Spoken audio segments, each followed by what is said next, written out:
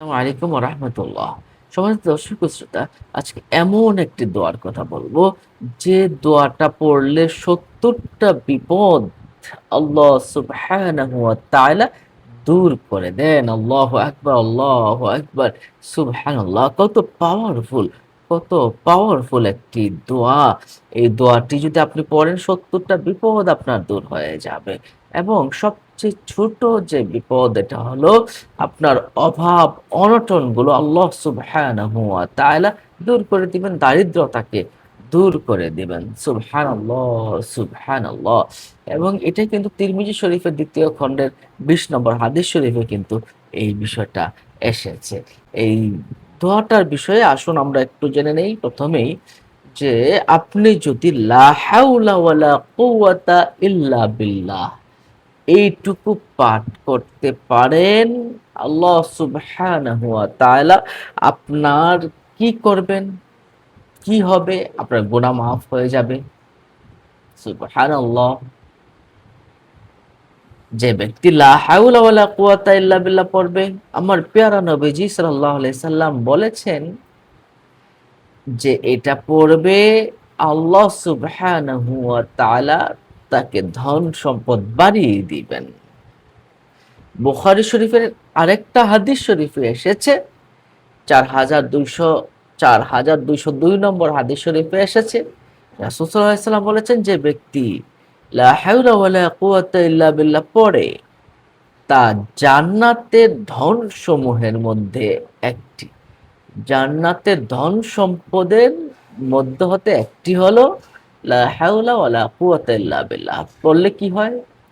গুনাহ মাফ হয়, মানসিক শান্তি পাওয়া যায়, মনের ভিতরে ভয় উদ্বেগ দূর হয়ে যায়, চিন্তা দূর হয়ে যায়, এবং এটা জান্নাতের পথ হয়, এবং শয়তান এবং বদ নজর থেকে আপনাকে হেফাজত করে, জিন পরি থেকে হেফাজত করে।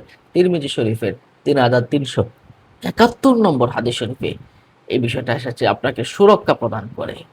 এবং কঠিন পরিস্থিতিতে পড়ে গেছেন, আপনি এটা পড়লে মানসিক শক্তি বৃদ্ধি পাবে। আপনি যে কোনো কাজ শুরু করছেন, পড়ুন, আপনার কাজ সহজ হয়ে যাবে, সুন্দর হয়ে যাবে।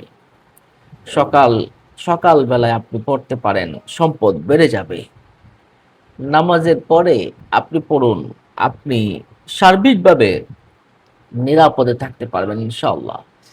এবারে আসুন আমরা ওই আমলটা জেনে নেই, যে আমলটা করলে ৭০ টা বিপদ দূর হয়ে যায়। এই দোয়াটা, এটা কিভাবে পড়বেন? এই দোয়াটাই পড়বেন, তবে এই সিস্টেমে পড়বেন, লা হাওলা ওয়ালা কুওয়াতা ইল্লা বিল্লাহ ওয়ালা মানজাআ মিনাল্লাহি ইল্লা ইলাইহি।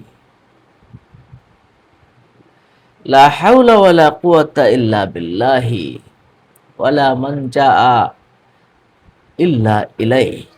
অথবা আপনি এভাবে পড়বেন, যে লা হাওলা ওয়ালা কুওয়াতা ইল্লা বিল্লাহি ওয়ালা মানজাআ মিনাল্লাহি ইল্লা ইলাইহি। আমি আবারও বলছি, লা হাওলা ওয়ালা কুওয়াতা ইল্লা বিল্লাহি ওয়ালা মানজাআ মিনাল্লাহি ইল্লা ইলাইহি।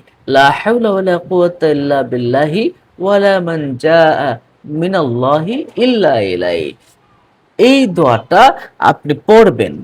এই দোয়াটা পড়লে আপনার ৭০ টা বিপদ দূর হয়ে যাবে।